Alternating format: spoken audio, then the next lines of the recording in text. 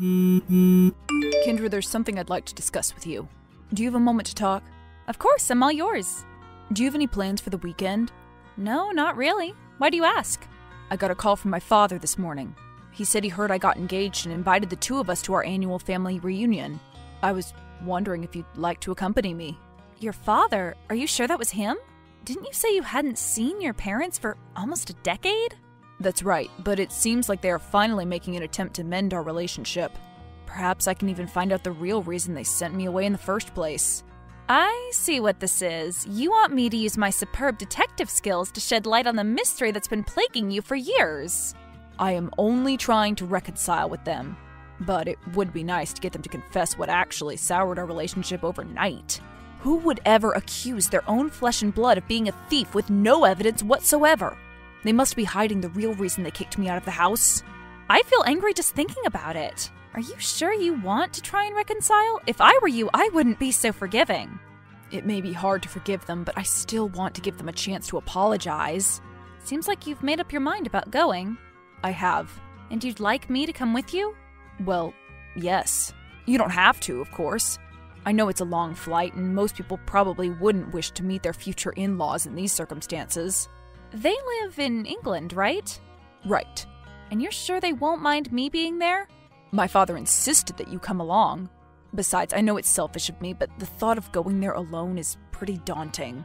Well, if you are sure it's all right, I'd love to go with you. I've always wanted to visit the UK, but my plans always ended up falling through for one reason or another. Is that so? I probably should have offered to visit at least once. No, it's okay. I wouldn't have wanted to stir up any unpleasant memories. I'm happy that we get to go on a mini vacation, but the fact that you can finally get closure makes me feel even happier. Let's hope everything goes smoothly. Oh, I'm not sure it will. My father said they were looking forward to hearing my success story, whatever that means. Is that so? In what exactly are you supposed to have succeeded? Ordinarily, I would have assumed something else, but for my parents, money has always been the single most important measure of success. So they're expecting you to tell them how you make millions of dollars every year as a musician? He said he always assumed I'd change careers when I settled down. I didn't think much of it when we were talking over the phone, but now I think he might believe I've had a change of heart and decided to abandon my dream career. Your family's a little strange, isn't it? A little is an understatement. And you still want to confront them face to face? I feel like it'd be easier to do it from a safe distance. You're probably right. I figured if I spoke to them in person, the chances of reconciliation would be much higher. But maybe that's just wishful thinking. Maybe they'll just see me as a failure and turn me away again. Please don't say that. I'm sure they'll welcome you back into the family even without you having acquired great wealth. If they don't, we can always make some eat the rich signs and protest outside their house. What if people take it too seriously and decide to join us? I'm not sure I could ever recover from that in their eyes. Well, if it does happen, we will put down our signs and start yelling, "Somebody, anybody, please subdue this ravenous mob!" As long as we do that from a safe distance. Smart thinking. But are they really so rich that people would consider rallying beside us? I know your family is somehow related to some old Scottish royal family member, but that can't mean much nowadays, right? You're absolutely right. That's not at all where their wealth comes from. And of course, there's hardly anything royal about us. Just as I figured. Remember when you accidentally cut your finger making dinner? That's when I realized. There was not a tinge of blue in your blood. I do remember that. You looked horrified when I called you over and ended up staying over for a week monitoring my arms for changes. Because you were using that knife to cut raw meat. I had to make sure you didn't get blood poisoning. I thought that was very thoughtful of you. It's good to have people concerned about your well-being, even as a commoner. Yes, I've been thinking about this, and I've concluded that I shouldn't discriminate against people on the basis of their class. You know, hearing you say that does make me think. Perhaps you are right. I think I'm having an epiphany. I knew you'd get there eventually. Well, thank you for believing in me. I doubt we'll be convincing my parents anytime soon, though. So you aren't going to tell them you're still a musician? Because if you want to lie to them, I have plenty of vague job titles to choose from. You do? Of course, just listen to these. Businessman, entrepreneur, CEO. They're more than enough to please your family members. Just learn how to deflect the questions coming your way and you'll be set for success. As much as I love your suggestions, I doubt my family members will take kindly to being lied to. Well, then make them a reality. Becoming a CEO is a piece of cake. I've been self-appointed as the CEO, CFO, COO, and just about every other executive role, and all I had to do was capitalize on the slime craze of 2018 and ship out a few boxes of slime.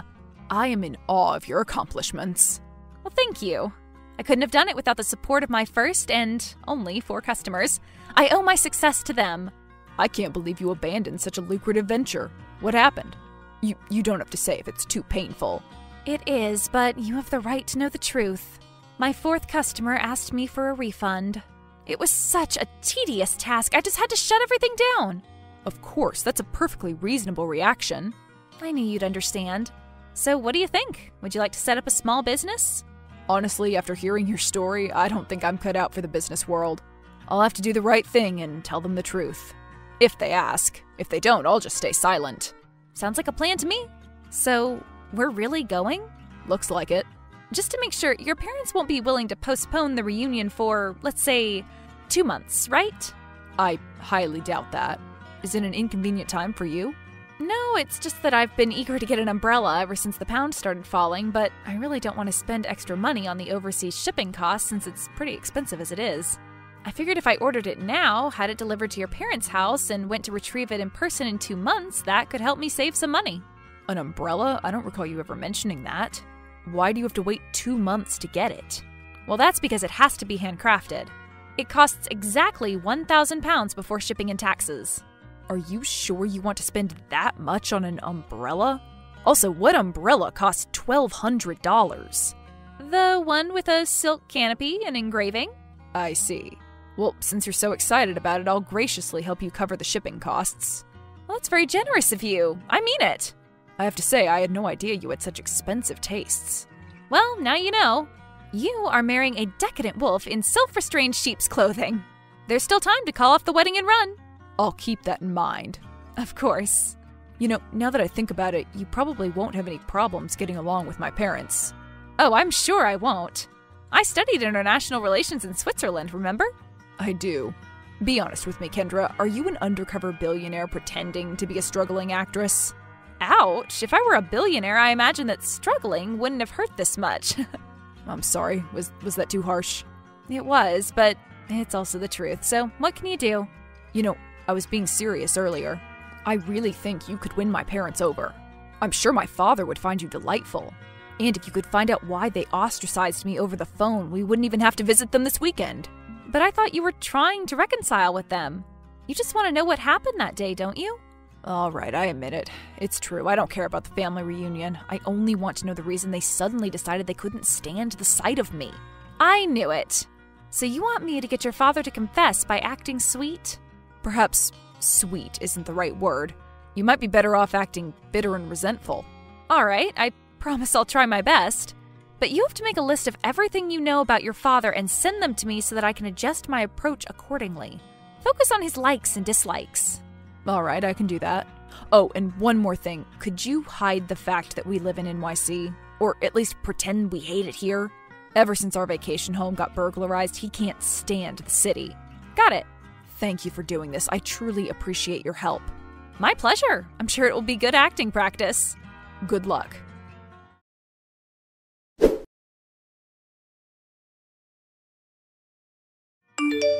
Good morning, Mr. Short. This is Kendra, Edward's fiancé. I wanted to introduce myself before we met in person. Do you have a moment to talk? Kendra. Kendra and Edward. Edward and Kendra. Whichever way I look at it, your names seem rather mismatched. Wouldn't you agree? Would you like me to change my name? I beg your pardon? It's a simple and completely legal procedure. Perhaps you could mail me a list of names you approve of and I could pick one out. You must be joking. I can assure you I'm being serious. Are you ready to deal with the repercussions of your reckless statements? What would you do if you really did receive the list? If your son's name is any indication of your name-picking abilities, I'm willing to give your suggestions a chance. Wealth, fortune, prosperity, what an auspicious name. Ah, well, looking back at it now, it seems bitterly ironic, doesn't it? What did your parents wish upon you, Kendra? Knowledge, or so I've been told. Wealth and knowledge. I must admit I like the sound of that pairing. So I have your permission to keep my name unchanged after all? You have an odd sense of humor. It's an acquired taste. Also, I'm not joking. Yes, you may keep your name. I'm sure Edward could use some wisdom in his life. Perhaps you could help him see how misguided he is. He must be miserable, missing his old lavish lifestyle. Well, he brought this on himself. Oh, he is far from being miserable. I'm sure you know as well as we do that material wealth can't buy happiness. I always assumed there was a positive correlation between the sincerity with which that statement was echoed and the amount of money in one's bank account. Tell me, Kendra, just how sincere are you being right now? What a roundabout way of inquiring about my net worth. All I can say is that I live in a lovely, spacious apartment in the most expensive city in the world. Edward told me you lived in Lausanne for most of your life. What prompted you to move to New York? I wanted to move here for work. That's right, I heard you were an actress. Could you guide me through your filmography? Filmography? Do you mean my stage performances? You are a theater actress? Well, I suppose I'm more of a musical performer. Is that so? I'm happy to hear that. I'm quite fond of musicals. Are you really? What a pleasant surprise. I am. So, both you and Edward live in NYC? Yes, we do. Do you rent or own? Neither. We're actually living with my parents.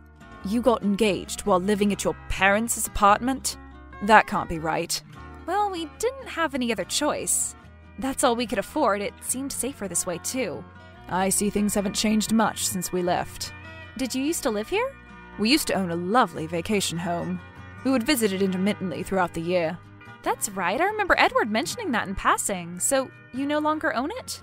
No, we sold it right after the second burglary. You were burglarized twice? I can't say that I'm surprised. I hate to say this, but sometimes I find it hard to feel safe in this city. I mean, I have to lock my umbrella in a safe after each use. Isn't that ludicrous?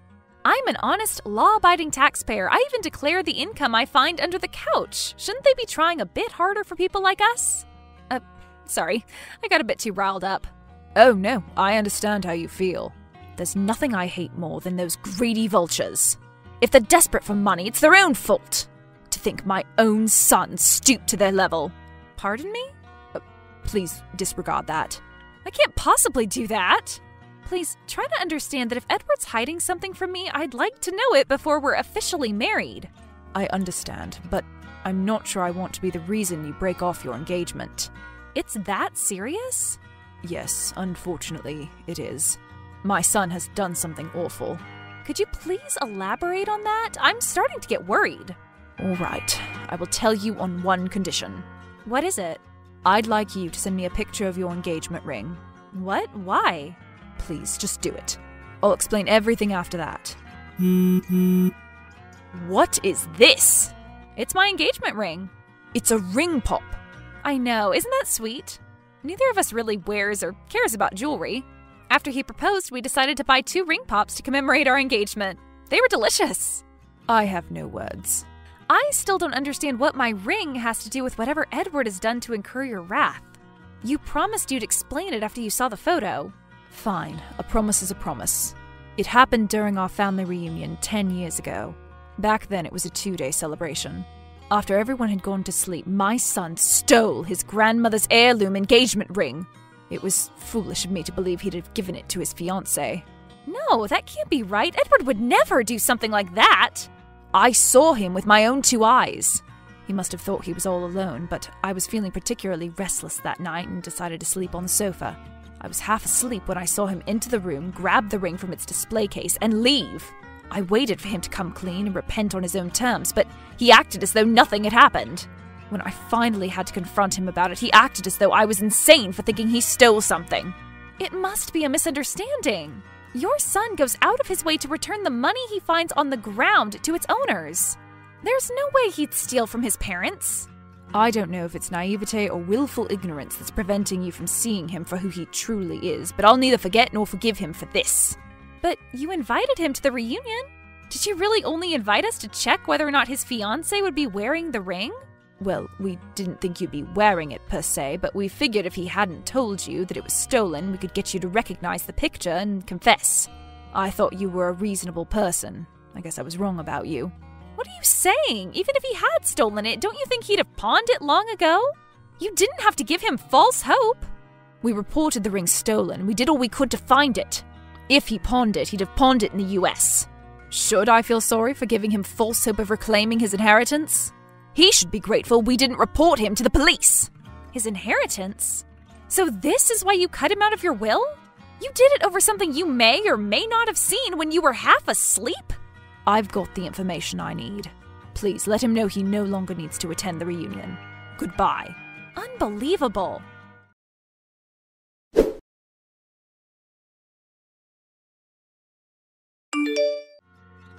So are you absolutely certain you didn't take it? Of course, you believe me, don't you, Kendra? Of course I do, I'm just confused. Could he have made the whole thing up? Well, we really did lose the ring. And he did report it to the police, but I swear I had nothing to do with it. I was fast asleep in my room all night. Please, don't take this the wrong way, but could you try and recount the events of that day? Perhaps we can figure out what's going on. I suppose I could write down everything I remember, although I'm not even sure it matters anymore. It could come in handy if you ever need to prove that you were wrongly disinherited.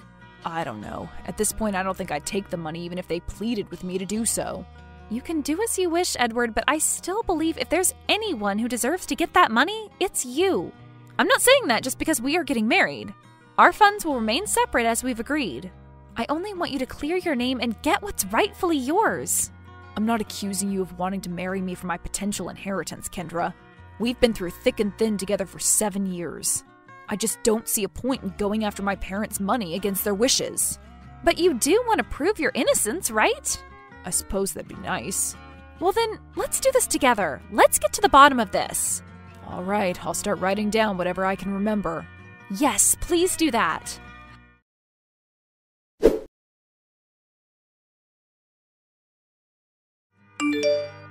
The name of the sleeping aid your father was given is awfully familiar. I heard its side effects are pretty extreme. They are, but my cousin had been taking it for quite some time. Besides, he only gave him 1 pill to help him fall asleep. Could it have affected him that quickly? I'm not sure. What if your father wasn't the one who was affected? Would you say you and your cousin are similar in stature? We are, but that's hardly any proof. I'm sure your father will investigate the claim himself. All we have to do is alert him to the possibility. I suppose we could do that. That's the spirit. We will exonerate you in no time.